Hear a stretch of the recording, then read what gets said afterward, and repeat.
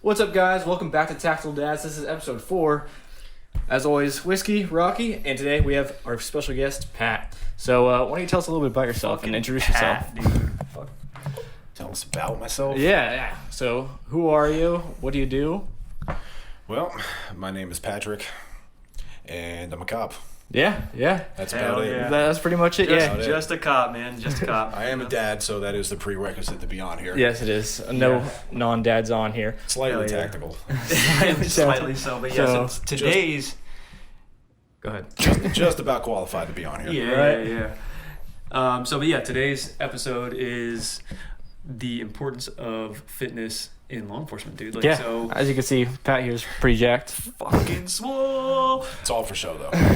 No. All for show. So for those of you that obviously don't know Pat, he's went and did a lot of bodybuilding competitions, and he's been kind of a pretty big influence within the agency as far as fitness goes and physical standards. There's always guys in the PD trying to look like him, always making fun, trying to look like him and be like him. So, but dude, Pat, welcome, man. Thank you. Yeah, I hear I'm the first guest. First guest, Popping man. cherry with the guest. Yep. That's right. All right. Starting off strong, too, at this one. I'm always going to have that distinction. I like it. First one. Hell to the yeah. Yep. So you guys were we skipped last weekend because you were busy, and you were also with him. You guys were doing some sort of SWAT training. You're also a SWAT operator as well, right? Correct. Yeah. So tell us a little bit about that. So that was cool, man. We had a group that's based out of Miami. There's some law enforcement members as well as some previous military members who created this technique, and their group is called Condition 1 Group. But essentially it's just it's a technique and some different methods to going through the building, clearing it. And essentially what they want now is just, it's all, threshold assessment. It limits the violence from both sides, obviously, and it limits the threats that other people pose to us when we do SWAT operations, and obviously have to either get into the house or get compliance to get them out of the house. So, awesome. But it was a 3-day course, and I wish we could have longer because I can't say that we have enough of this training. So they're all Navy SEALs, right? There's some of them.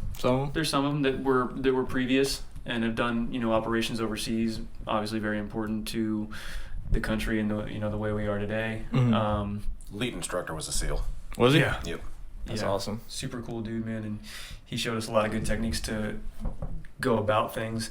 But man, I just wish we could have longer with it because it was really, really good. It's gonna take a lot for us to finally get the hang of it. Yeah. But when we do, it's gonna make everything a lot safer, at least for us too. So that's awesome. Yeah, we're already safer though, because the big thing about it is everybody is now on the same page and is going to do the same thing when we're on those operations, because with our team you have varying levels of experience, different, this person went to this school, this person went to that school, this person learned this tactic, this person's been practicing this for so many years.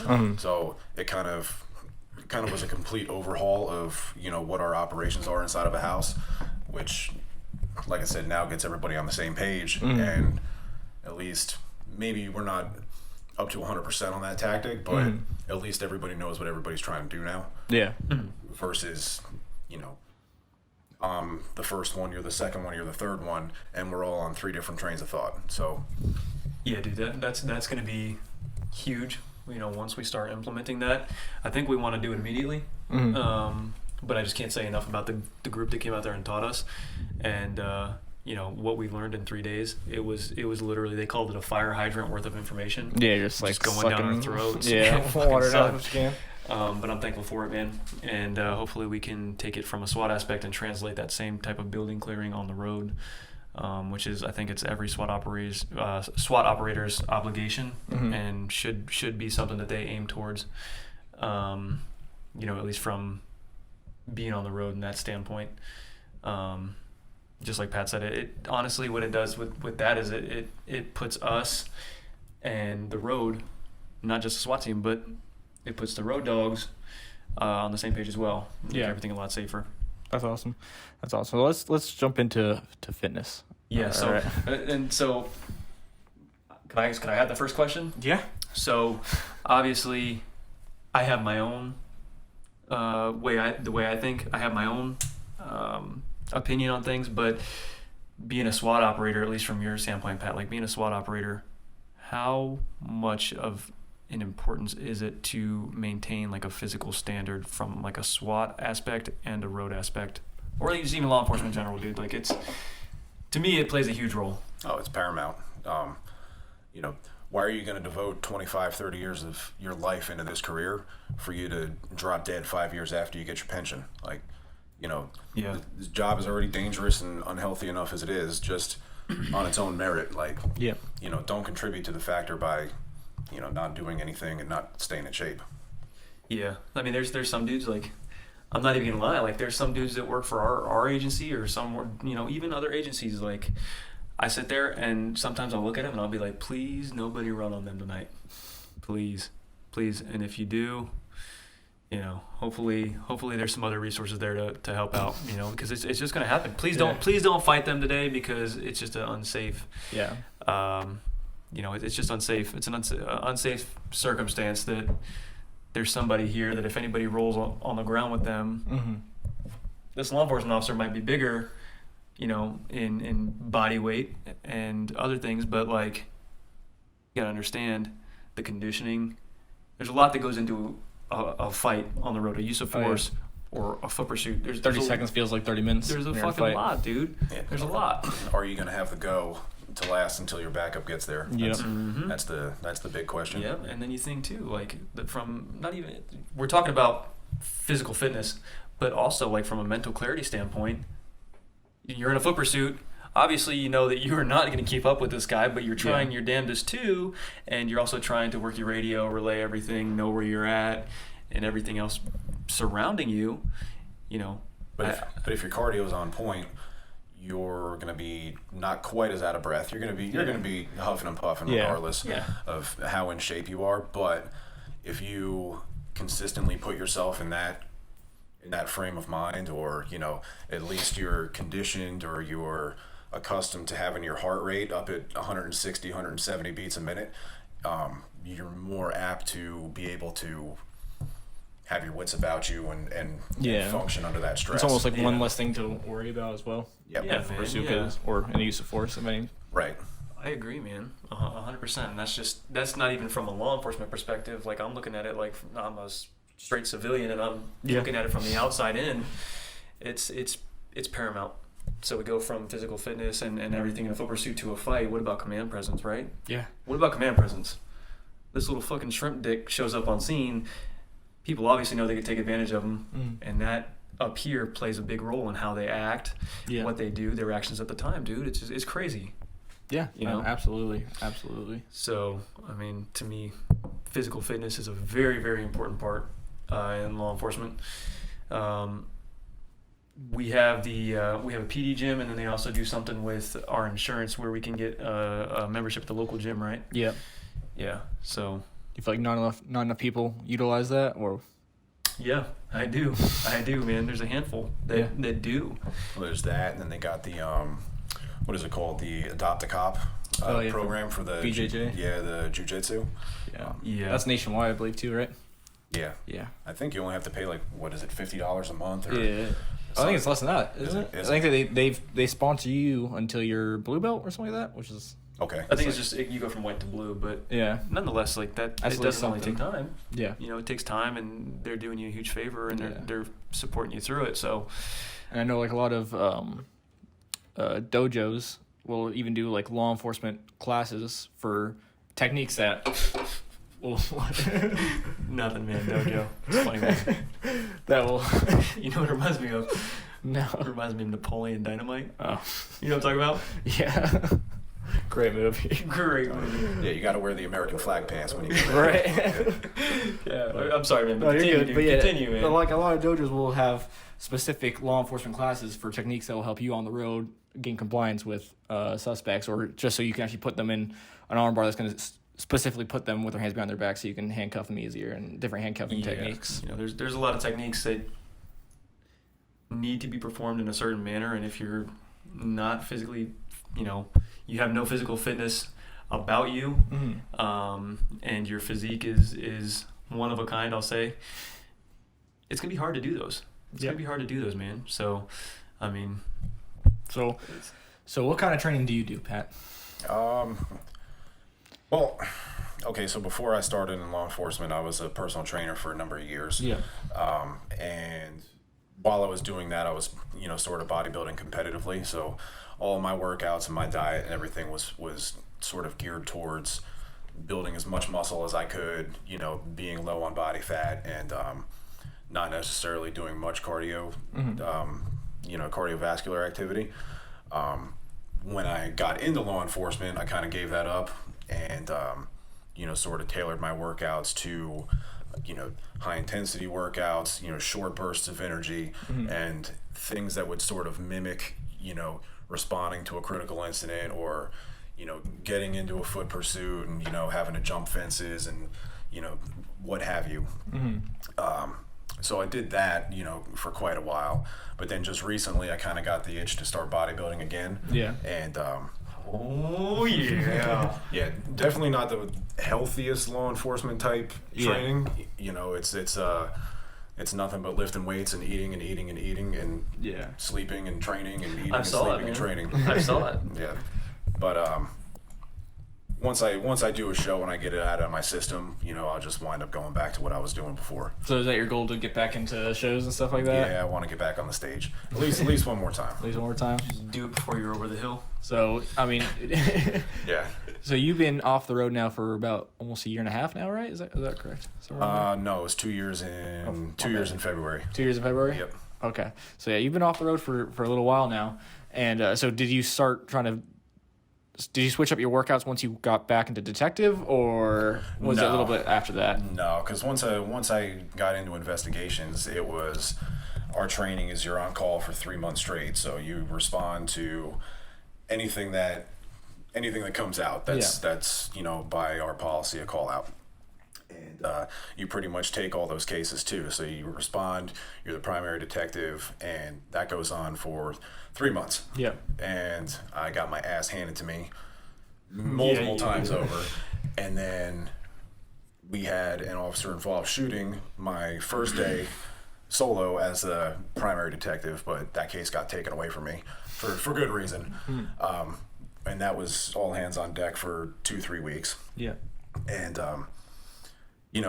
plus, it was getting accustomed to family life and, my change in schedule, and the kids are older now, so it's picking them up from school and dropping them off, and, sounds like a lot of excuses, but...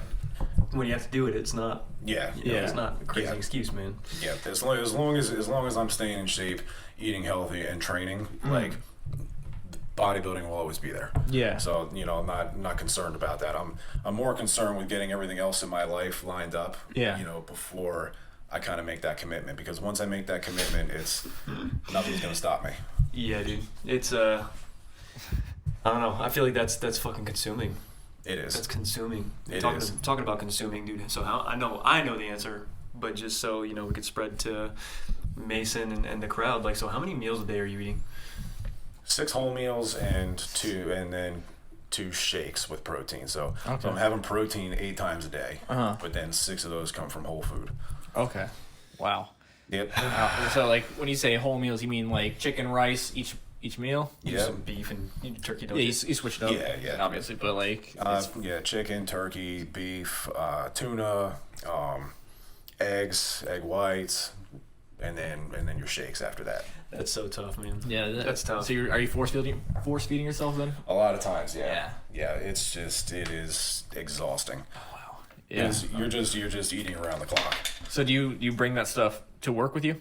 Like, just a huge I'm the guy. Cooler. I'm the guy. Refrigerator with you. I'm the guy getting out of the vehicle with the Walmart bag full of meat and rice and to goes. Yeah.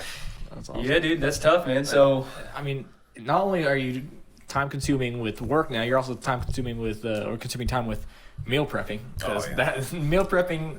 Yeah. It takes time, especially if you're doing 6 meals a day. Yep. Are you meal prepping once at the beginning of the week and then doing it throughout, or are you meal prepping at the beginning of every day? I like to say that I do it once a week, but I never run out of everything at the same time. Mm-hmm. So it's not just one bulk cook. It's one big one over the weekend probably, and then I'm always, damn, I'm out of chicken, or I'm out of turkey on Tuesday, or I'm out of beef on Wednesday, and then it's run to the store, grab a pack, and you know, pack of protein or meat or whatever. And wow. But credit to the wife, because she helps me out substantially with that too. And then plus having the kids and doing all that, that's just a whole nother ball game that I hadn't accounted for. You know, this is the last time I competed. My son, he was around, but he was only just turning 2, and then my wife was pregnant with our daughter, so things were much different back then. I didn't work full time. You know, I ran my own training business. I had an office, so I could make my schedule, you know, come and go as I please, and you know, but that's what was making me the money back then. Yeah. How long ago was that? 6 years. 6 years ago? Yeah. Wow. How long were you doing that? Before that, probably, let's see, I competed probably another 4 or 5 years before that. Okay. Yeah. So you've been around the fitness industry for, to say at least, a long time. Yeah. I did my own legitimate training office for about 4 years, and then before that I was like kind of informally training clients out of gyms in their homes and stuff for a few years before. And that's hard too, you know. So like when you get your clients, you got to figure out, you know, like what is your maintenance, what is going to help you gain weight, lose weight based on your goals, what is like what is your body type, you know, like how hard was that to figure all that stuff out? Because I know there's a calculator, a macro calculator online that you can go and do this, but you never know how their body's going to react, and you don't know their activity levels.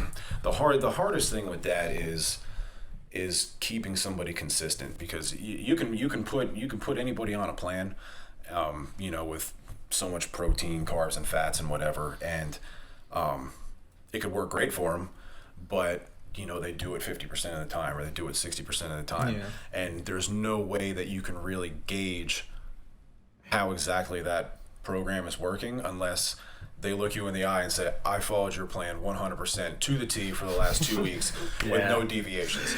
And you can do that, and you can say, okay, you know, I was 250 pounds before we started this, and I lost 5 pounds over the last 2 weeks on this plan. So fantastic, you know, we're going to keep doing the same thing. Don't make any changes. And then 2 weeks goes by, I lost 4 pounds. Okay, we're slowing down a little bit, but that's still 2 pounds every 2 pounds a week for 2 weeks. Fantastic. Don't change anything. You want to do the absolute minimum to get the change that you want, because a lot of what people do, and a lot of what we would fight in the fitness industry, is people just saying, okay, I'm just gonna, you know, have a shake in the morning, a shake in the afternoon, and a chicken salad for dinner, and you do the math, and their calories are like 800, 900 per day. So not nowhere near substantial. Yeah, so nowhere near enough. Yeah. And what winds up happening with the vast majority of the population that can't gain weight or can't lose weight or trying to lose weight, is that they just pull the carpet out from under them, and sure, they'll lose for a while until your body catches up and, you know, kind of down regulates your metabolism, lowers your thyroid hormone and things of that nature. Which fucking sucks. To compensate for your body saying, holy shit, I'm starving. Yeah. So a lot of times people will come to you when they've already done that to themselves, and it's really fighting an uphill battle trying to convince them that they have to eat more. Yeah. You know, my own mom is the exact same way. Like, you know, she would yo-yo diet from the time that, you know, I was your kid's age, you know, through now. And every year, God love her, I love my mom, but damn it, Mom! Every year or 6 months, she'll ask me, you know, hey, what do you think about me doing this? And I just tell her, what did I tell you last year? Or go pull the plan that I gave you last year or the year before. It's still going to work. You just have to put in the time. And it's not outdated. Yeah. But convincing people that they have to eat more to lose weight is very, very, very difficult to do. Yeah, it's just crazy too, because like I'm a victim of it too. Like I didn't know my research. I lost a lot of fucking weight, but then also what came with it too is you're talking about thyroid hormone. You're talking about other things. Like it's crazy trying to get a boner. and you are completely depleted of everything, it sucks. It sucks. You know? Yeah, I'm sure. I hate waking up without them now. You know, like, so that's just one of the things that I noticed, man. It's difficult. You're not smarter than your body. No matter what you do, your body has a function to counteract whatever you're doing to it. Gotcha. So what got you into fitness? Like, obviously you didn't come out of the womb just, I'm like this. I'm going to get jacked, you know? But maybe you did. I don't know. You tell me. Yeah. How'd you get into it? Crippling inadequacy issues. No. Pretty much all throughout high school, I was a bigger kid. I got into weightlifting, I think, when I was like 14 or 15 or something. Gym class in sophomore year was the big one for me. And from there, it just kind of took off. Senior year, I lost like 45 pounds. So what would you say before that? At my biggest, I think I was 250. Okay. But I'm about, no, it was bad. I was about 6 foot tall, and no, back then I was like maybe 2 or 3 inches shorter than that. Okay. And then right around 250. So definitely hampered my social life.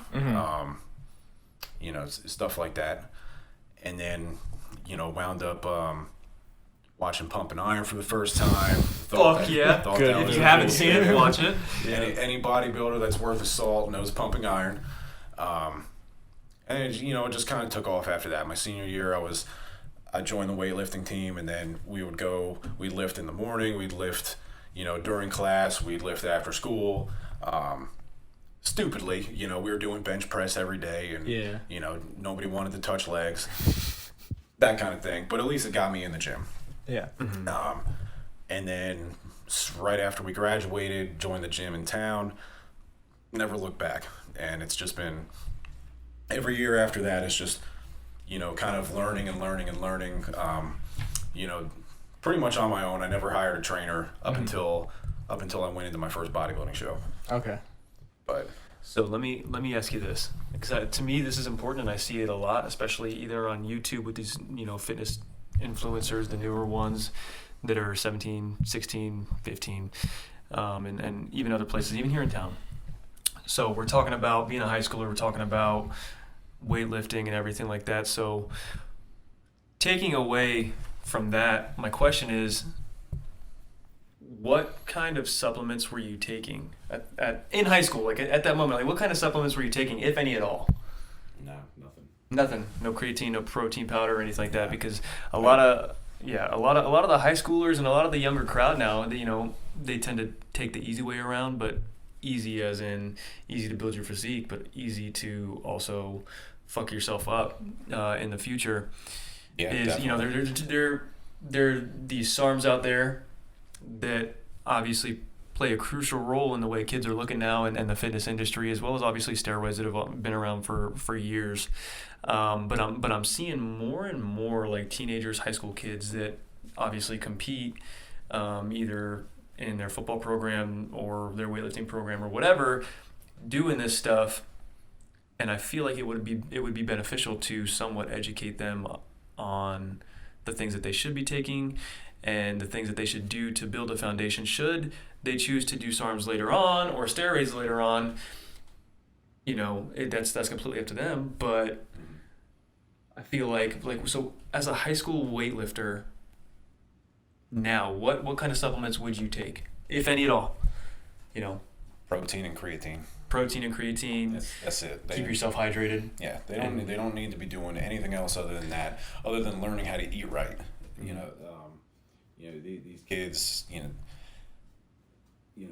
Instagram and everything like that wasn't around when I was in high school. So, if you were gonna try to learn about steroids or learn about supplements or anything like, you were going to the store and buying the Muscle and Fitness magazine or Flex magazine or something like that and reading what the articles are.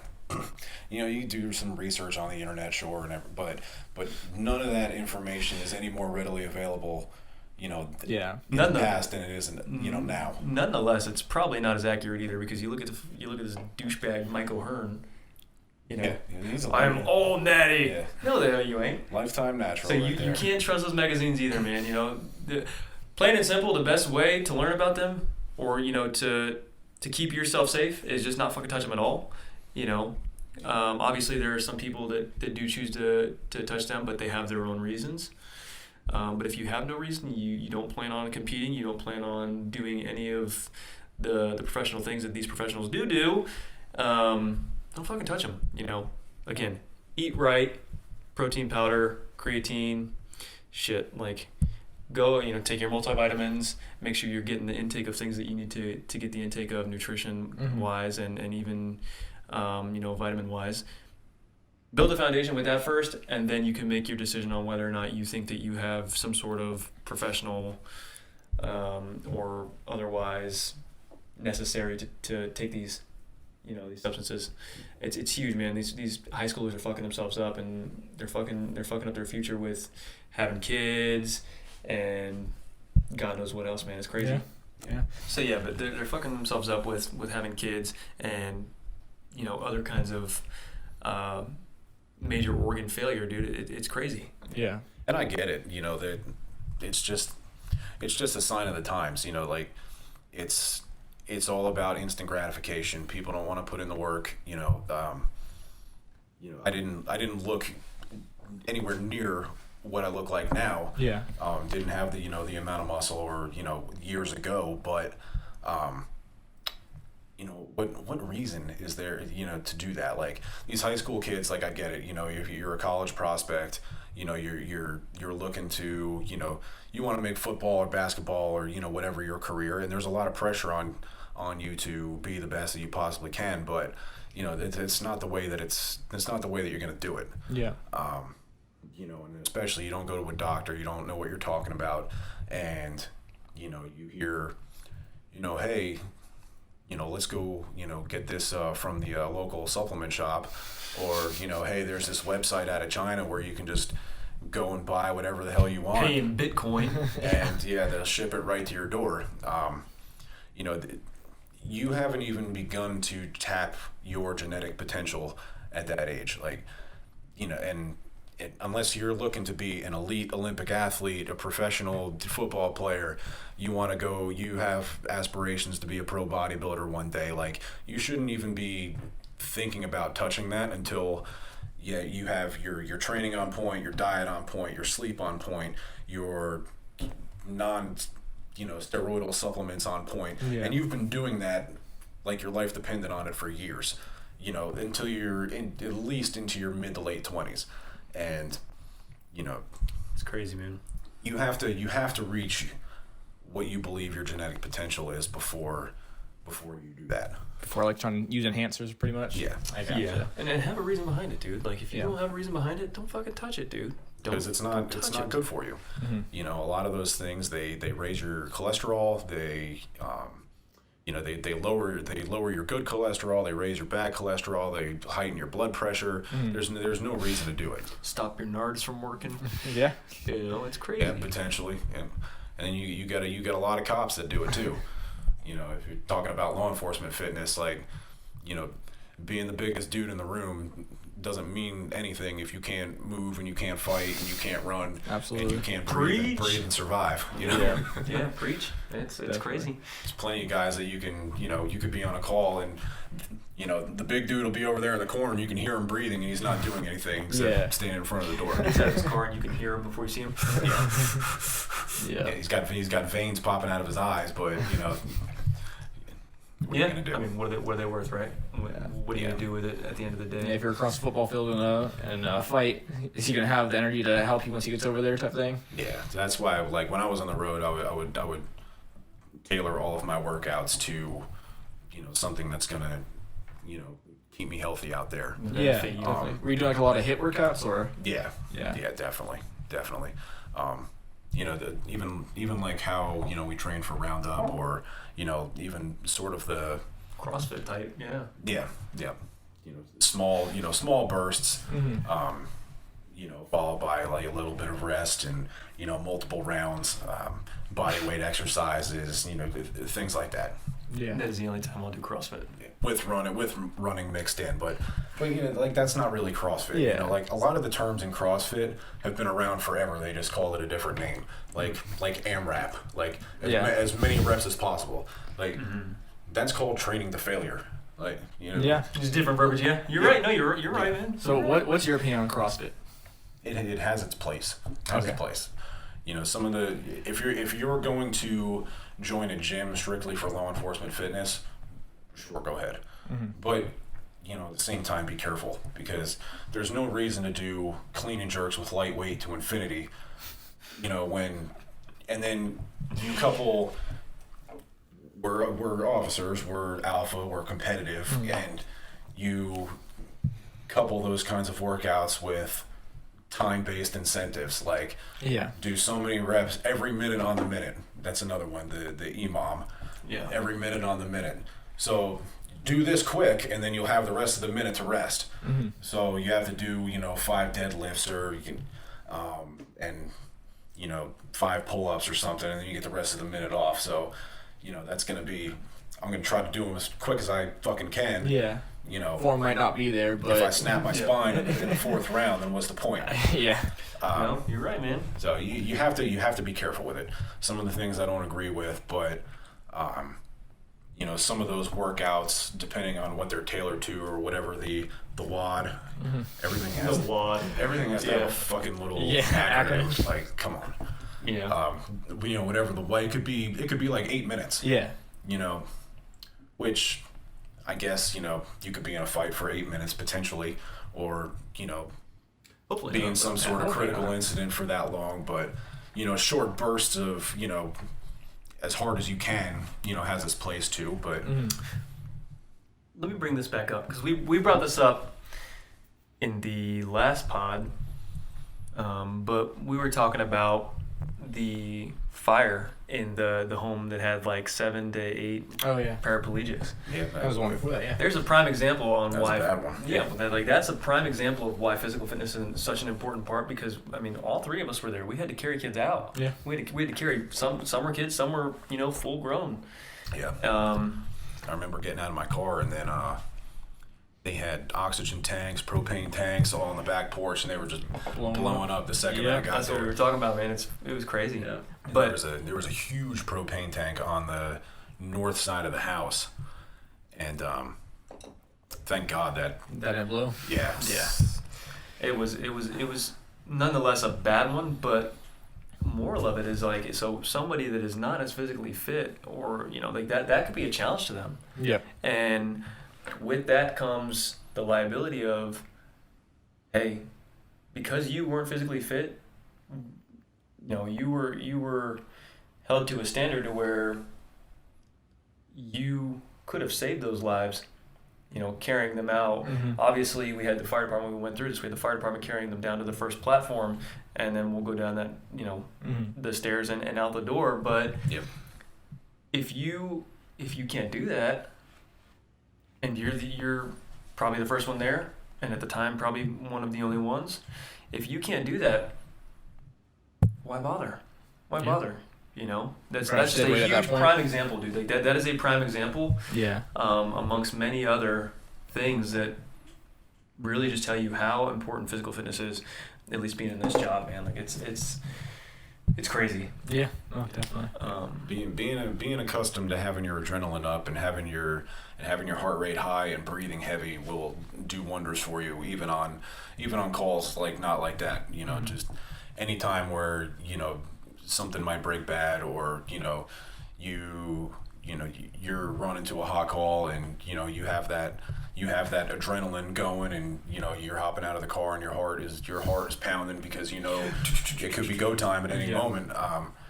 You're always going to be a little bit more level-headed if you are accustomed to having your body in that condition. Yeah, no, well said. Definitely. You'll be able to think more clearly. You get more oxygen to your brain, so that's if you're used to being in that situation. Uh-huh. So. It makes you think, dude. It really makes you think. So, let me ask you this. So we have these different types of workouts. So we have powerlifting, we have this bodybuilding style of working out, we have CrossFit. In your opinion, obviously you're a detective, but what type of workouts would you recommend for just law enforcement in general? Whether you're a detective or you're on the road or you're in an office job where the only thing you have to do is worry about fleet maintenance, Yeah. No, I would keep it. I would try to keep it as, broad as possible.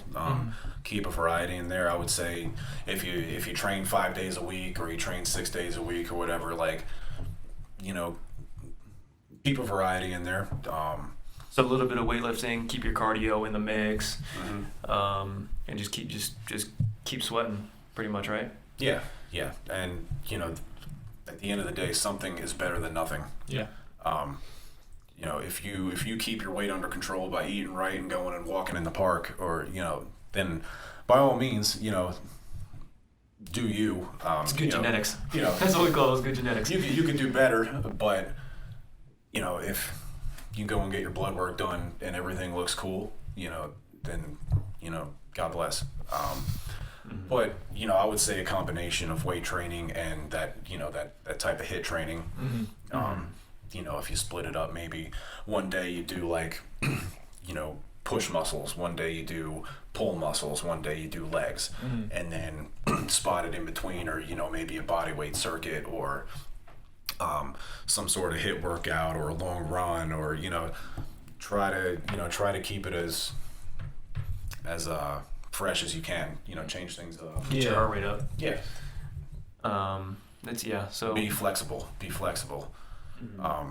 Especially on patrol, I would say the most important thing that you can do is keep your abs, your abdominals strong, and your glutes, your hips, and your hamstrings flexible.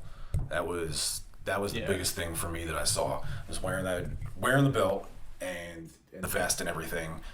You need strong abs to keep your back healthy. Yeah. And then you need flexible hips and hamstrings to keep your back in line. Yeah. Because the tighter is what we call the posterior chain. Is the tighter that gets, the more it's going to pull on your back muscles, especially with that belt on, and keep your back out of whack and cause that lower back pain. Yeah, you definitely see a lot of retired officers with back pain, hip problems, and things like that. It's all because we're wearing this belt for 12 hours a day, and this vest for the same amount of time. So definitely. And you can manage that, but you have to put in the preventative maintenance, and it's not, it's not like he's worn the belt for 6 months or 10 years or 20 years or whatever. Yeah. The side effects of that happens fast. It doesn't matter. It doesn't matter if you're on probation or you've been here forever. The belt will fuck you up. Yeah. Very quickly. Yeah, and definitely. But if you keep your abs tight, you keep your good posture. You train your posterior delts, and keep your mid back tight. Keep your lower body flexible, and it's gonna help you. Yeah, for sure. So now that you're back behind, is it easier to keep up with your fitness and your eating than it was when you were working the road, or?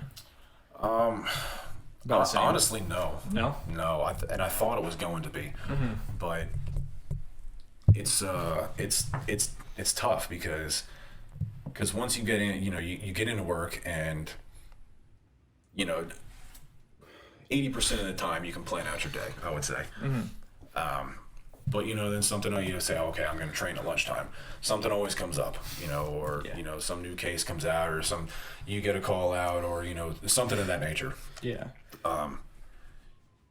You get done with work, I'm going to go pick up the kids, then I got to make dinner, get homework done, go take my son to therapy, pick up my daughter from daycare, stuff like that. And by the time you realize it's 8-9 o'clock. Yeah. And damn, where'd the day go? And then it's like, okay, well, I've been up since 7. I'm tired from a full day, and then wrangling the kids, for hours after school. Yeah. Am I going to go in the gym now? chances are you're probably not.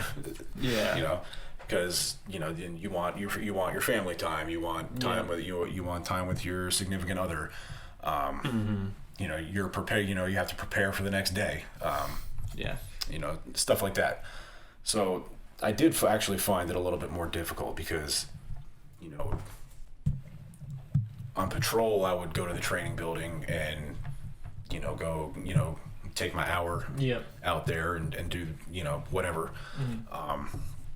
Or I would train right before work and, and get it done.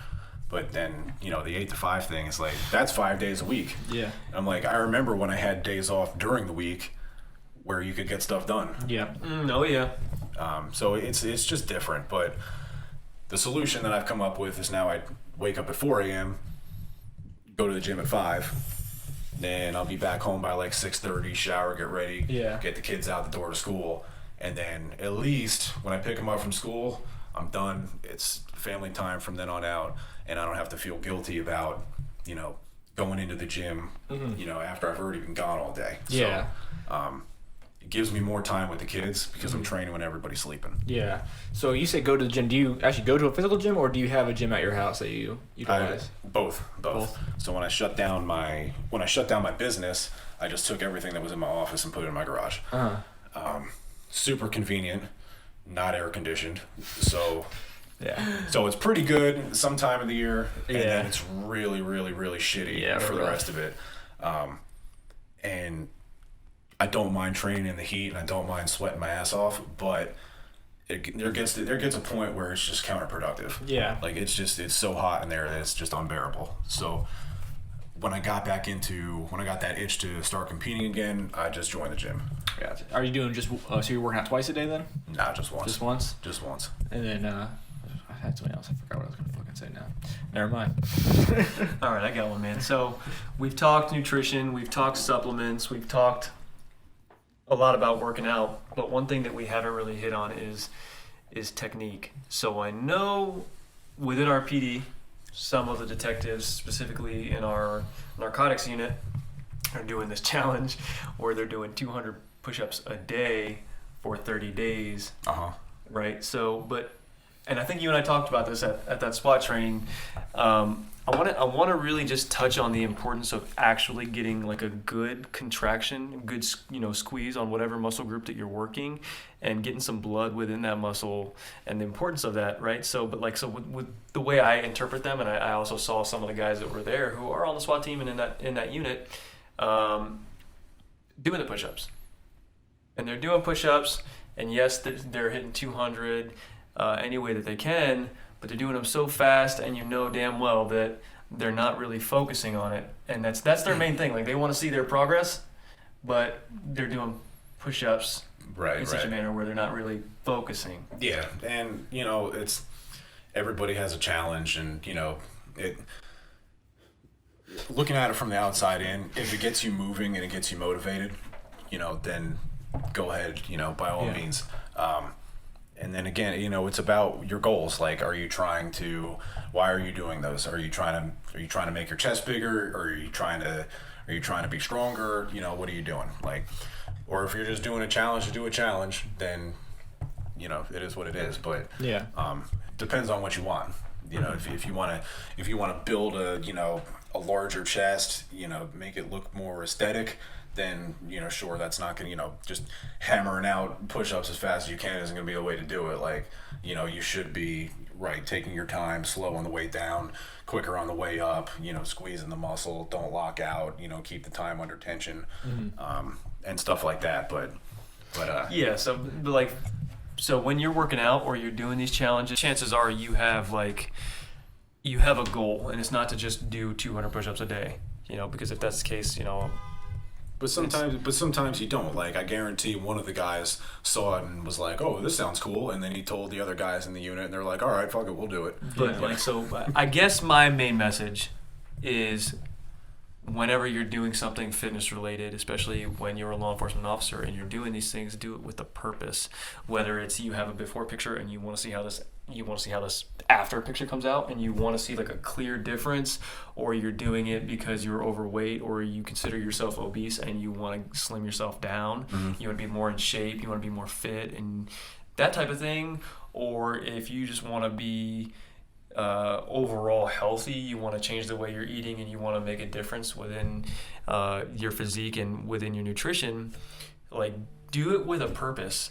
So whenever you're working out, get a good muscle contraction, get blood within that muscle group and actually try to feel it, focus on it. Don't just sit there and say, all right, well, I'm going to do this many lat pull downs with this many sets.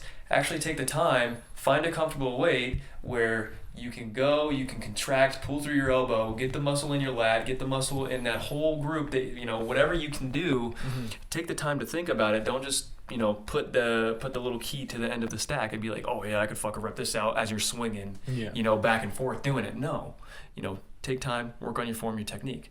And that's what I see a lot of guys doing. They tend to take the, I guess you can call it powerlifting approach to things. And yeah, that's cool because you can fucking lift a house, but guess what, you know, how are you doing it? Are you risking hurting yourself? Are you actually benefiting it more than you're risking? That type of thing. I wanted to touch on that because to me that's also very important, and I wanted to educate a lot of the people that also might not know that aren't as familiar with working out, that are thinking about working out. That to me is important. Yeah, definitely. Short-term goals, long-term goals. Like, you know, I always have, you know, the goal of finishing off this career, you know, way into the future and being healthy enough to, you know, keep that pension coming to me for, you know, 30 plus years. Yeah, or enjoy your life still. Yeah. I want to be old as shit, you know, and use that pension fund for every drop that I can get out of it, you know. Oh yeah. Until it's time for me to go. You know, I want to be healthy enough at retirement to, you know, go and travel and be with the wife and, you know, and all the time throughout that, I want to be healthy enough to keep up with the kids and do, you know, everything that I need to do as a dad and a husband. And, you know, and then in the short term, you know, sure, I would, you know, want to do, you know, bodybuilding and compete and everything. But, you know, on the hierarchy of health and fitness, that's very low, you know. Yeah. You know, my priorities are, you know, keep it in shape, you know, for the family. Yeah. Amen, dude. I mean, have a purpose. There it is, right? Do everything with a purpose, whether it's your day-to-day job, whether it's when you're working out or what you're eating. You know, have a purpose for everything and think about what you're doing and why you're doing it. And I promise your mental clarity is gonna start clearing up because you're gonna look at all the dumb shit that you're doing and say, I don't need that, or this is a waste of money, or this is a waste of time, and you're gonna start focusing on things that actually matter. And I guess that carries outside of just, you know, fitness and law enforcement. That's with everything, dude. So probably nothing that nobody's, you know, ever never heard of. Like, I'm sure everybody's heard of that, but it's such an important message that I feel like everybody needs to hear time and time again. You know. Oh, yeah. So whether you're a cop, whether you're you know, a doctor, a lawyer, a ditch digger, you know, a nurse, whatever, like, you know, there's individual and unique stressors to everybody's job and daily life. Like, you know, don't exacerbate things that are out of your span of control by doing things that are, you know, are detrimental to your health. Yeah. It's unnecessary, man. And, you know, none of us are perfect. Like, you know, sure, I drink too much every once in a while, and, you know, but again, you know, mental balance too. Like, go out, you know, you have to go out and enjoy life. And a lot of the, you know, former clients that I had would, you know, especially competitors, they would get into, you know, this kind of tunnel vision where, you know, they can compete and diet, and then they get to that end goal of show day, and then they don't know what to do after that. But don't you know how bad that is, dude? Like, very bad. Like, mentally, physically, I mean, physically, yes, that fucking sucks, and, you know, you're depleting yourself of some things that you actually need, and you're putting other things in your body that you don't. But, like, mentally too, so you're literally and an everyday cheeseburger becomes fucking gold. right? Yeah, and then they have it, and then they don't know how to stop. Yeah, and then so you also take away all of the social parts of your life because all of your friends are going out, they're drinking, they're having fun, they're going to college parties, banging chicks, whatever, right? So they're doing all this, and you're stuck at home following a meal plan, and you become so accustomed to this, and it's very hard to deviate from. Lonely, dude. So they fucking go into like a depression, don't they? Yeah, sometimes. And then when they do deviate, they beat themselves up over it. So, the absent the body, the bodybuilding and fitness community, like even your regular dieters, a lot of the ones that have the drive to do it and can set their mind to it, they have a big problem with achieving their goal and then learning how to build that like maintenance lifestyle. That's something that's very difficult for them to do, because once they do something that is off the plan, they're kind of off the rails. Yeah. Yep. It goes back to when Pat said, man, like get your shit in order first, to where you've been doing it and you have that shit down pat, and then add something different. You have to regularly give yourself, I don't like to use the word cheats, but for lack of a better term, but you have to do something as far as a diet that you can see yourself doing forever. Because if it works and you don't do it forever, you're going to go back to the way that you were. So at least when I try to write a plan for a client, I do it with as minimal possible impact to their current lifestyle as I possibly can. That way we can kind of mitigate, the major lifestyle changes that go along with that, and kind of reduce the risk of people not following the plan. Okay, so funny question, Pat. So before I work out, I take my pre-workout, and then on off days, I seem to somehow be addicted to it, and I still want it even though I don't need it. It's caffeine. How bad is that? Like, I love when my skin feels like it's crawling, and I'm like, damn, like, dude, you are equivalent to a meth head. Yeah, that part I don't know about. But, I love that shit, man. But the caffeine, the caffeine's addictive. Yeah. That I never. I mean, you always see like law enforcement drinking bangs or the monsters, and the good thing about that is it's 0 sugar. Then a lot of the nutritional facts on the label, should anybody give a shit about the label, and should it be completely accurate, seem to be presumably pretty good. Mm-hmm. Right? But so you're always seeing them with caffeine or something that way too much of it, but yeah. So that's what you're saying. It's too much.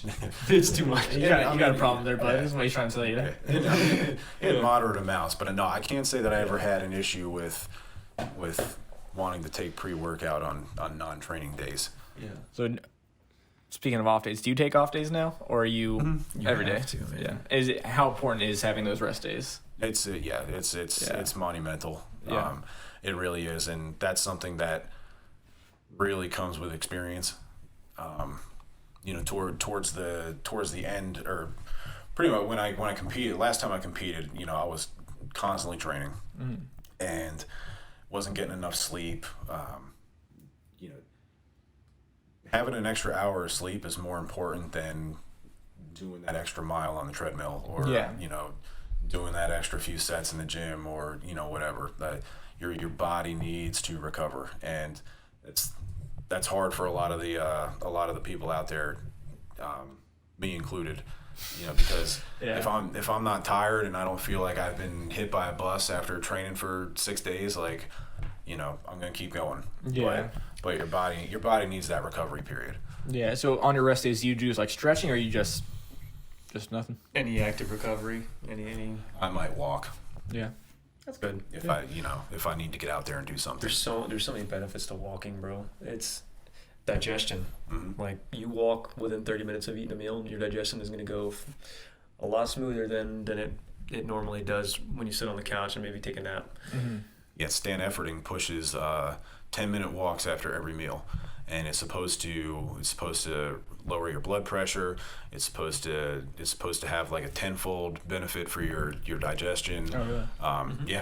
Yeah. Yeah, walking 10 minutes after your food apparently is I haven't done it, but Stan Efferding is somebody that I definitely look up to in the fitness industry. He's an animal. Well, and that says a lot too, man. You know, there's a lot of people that I do watch, and I'm guilty of it. You know, maybe I don't know, maybe it's me just being dumb, but like there's a lot of people in there that are not completely transparent, and for whatever reason, Michael Hearn, for example, or you know, you think like look at Nick Walker. I've never seen him, but the dude he's in his 20s and he's massive. Yeah, that poor guy's gonna die. Yeah, dude, he's Nick Walker. He's fucking massive, you know. But like if you ever see his legs or specifically his calves, like the amount. How old is he? Yeah, he's in his 20s. Yeah, that ain't healthy. So, but like if you pull up a picture of his legs, like look at a picture of his legs. You know, you can see the veins and everything from pushing all the drugs that he does. It's completely terrible. Like you see the veins there. You know, it's terrible. He looks like he has a garden hoses in his legs, man. And I'm not hating on the guy. You know, the guy does what he does, and he has his own purpose, and he's successful at it. So he's natty, right? Apparently no, but you know, again, he has his own purpose, so there's no hate towards the guy. But like, if you don't need to do that, don't do that. Don't do that, man. Like, he's a Mr. Olympia competitor. Like, is that what he is? Yeah, he's gonna be in like the top 5 this year. Yeah, but it's Did you? Is it worth it? Did you see Blessing call him out? No. Yeah, I guess Blessing finished a show in New York and he won. This was just like, I think it was just like last month or maybe the month before, but I don't know how to pronounce Blessing's last name, but he's a bigger motherfucker, and he won a show in New York, and he tells Nick Walker, you know, obviously I just won this show, which gets me right into the Olympia, and I'm gonna kick your ass. And they're face to face. Nick is just in just regular street clothes, and he's watching the show, and you got Blessing over here in his thong, dude, and Blessing's just letting him have it. So, but I think they throw one punch at each other and they pass out. I think it's fucking funny, man. It is funny, but nonetheless, dude, you know, if you don't need to do that, there's no purpose. There's no purpose. Be healthy. Do what you need to do nutrition wise and physical wise. No, just have that finish line in mind. Yeah. You know, in this job, like you don't have to do what I do and be extreme. Like I push moderation, you know, across the board. Mm-hmm. You know, do something. Having a plan is better than no plan. You know, walking is better than sitting on the couch. You know, running is better than walking. You know, and so on and so forth. But you know, just do something at the end of the day. Yeah. You know? Let me ask you this. I know you have a question, but No, while it's on my mind and before I forget, so you're working towards, you know, getting prepped for a show. Your nutrition's on point, but more from like a workout standpoint. Are your workouts more like strength based or like volume based, or is it like a good mix of two? It really depends. You know, I kind of just train instinctively. It's just go by how you feel. Yeah. I don't focus on, you know, trying to push as much weight as I possibly can, or, you know, I'm not doing sets of 30, you know, 50. It's always between 8, 12, 15 reps, you know, maybe 3 or 4 sets per exercise. Maybe throw in a superset here and there, a drop set, you know, some forced reps. You know, I just get volume in there. Yeah, I mean, I kind of just feel it in the moment. It's an instinct thing for me. Like, you know, I've been training for 20 years, so your body knows. I know what my body can handle, you know, and what I can do and get away with for the most part. So, if anything, I should probably back it down a little bit. Yeah, but well, that's kind of hard to do. Yeah, no, especially when you've come this far and you know what your body's abilities are, and you always kind of want to just increase on that. Yeah, like I can see how that's hard, you know. But like for me, like my workouts, I'll start off with one strength set for whatever muscle group I'm working. If it's, you know, back, or if it's, you know, say it's legs, and depending on what side of my legs I want. So if I'm doing my quads, I'll start off with front squats. And I'll do a strength set of that, and I'll go from my 90% of my 1 rep max and then just back it down 90%, 80%, 70%, 60%, and then I'll just work accessory work after that. Okay. So, and then after, depending on what day it is, I'll have either an active recovery session and abs, or I'll have some high intensity things, and then a set of abs. You know, obviously depending on what day it is, I'll take a break from either or. And some days will just be my strength set, my accessories, and be done. No cardio or abs. Okay. But it's definitely very volume based. Most of the sets are. I will say, you know, I'm a big fan of like a lightweight exercise for whatever muscle you're working in the beginning. You know, like sets of 15, 20, and reason for that is, one, because you're cold.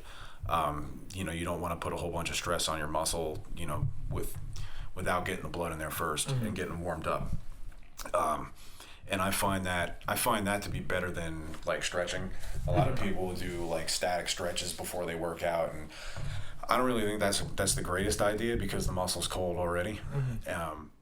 I would explain it to my clients, like, if you say you take a rubber band and you put it in the freezer, you come back after 10 minutes and you try to pull it apart, it's going to snap. Yeah. And it's very similar to how your muscles work. The hotter they get, the more pliable they're going to be. So I would encourage like you to do that lightweight exercise, you know, like your light chest flies, you know, and that's a good way with the lightweight to connect your mind to the muscle, like you were talking about, and getting your good contractions, and not doing that under, you know, an intense amount of stress. Do a few sets of that, get everything warmed up, get the blood pumping, and then go into your heavy sets after that, now that you've connected with the muscle and you're warm and you're good to go. There's a little hack to also add on to that, kind of piggyback onto that. Wear a pump cover.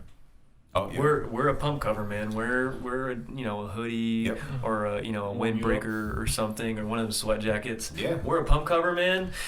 You got to wear one of those because if you go into the gym in a beater or a cutoff and you don't have a pump, like, my body looks like a flaccid penis, you know. But I do a couple of sets, and then you get pumped up, and then you can pull the cover off. Damn, daddy. Yeah. Dude, you know what? Who wears a beater or who wears any of that, dude? You gotta wear a fucking stinger.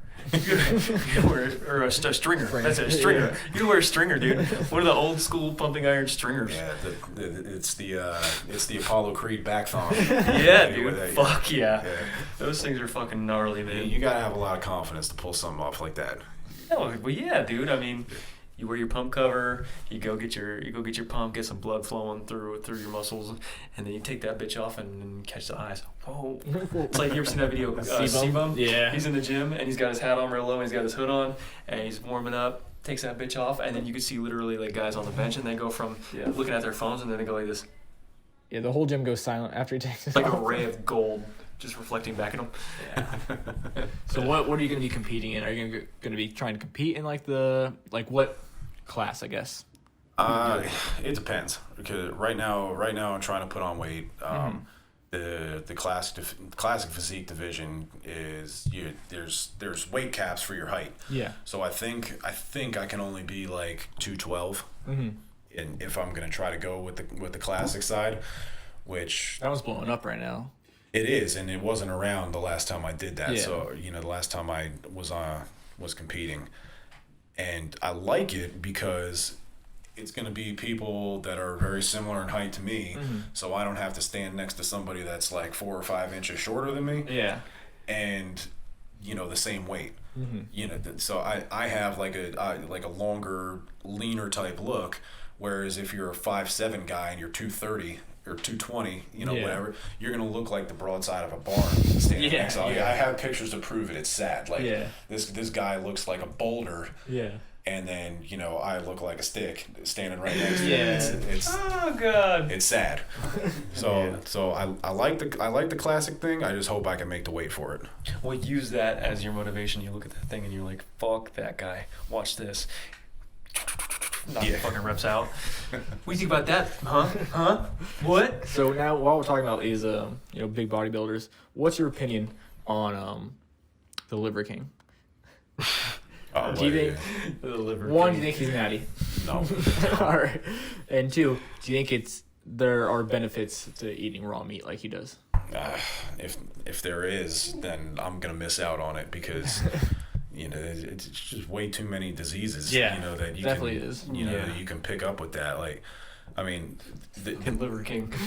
the guy trains hard as hell. Like, Yeah. all the respect in the world to him, but I know enough. I know enough about it to know that you can't walk around your entire life looking like your abs were bolted on your stomach, in some factory. Like, Yeah. no. But I was watching a video too, and obviously this seems to be, a subject of discussion. Is he natty or is he not? And he was asked that, and he goes, "Are you kidding me? Look at my fucking legs." He goes, "Look at my legs." He's like, "Yeah, I'm a fucking house up here, but look at my legs." And he seems to think that is some sort of alibi to, showing him as like a non-steroid user.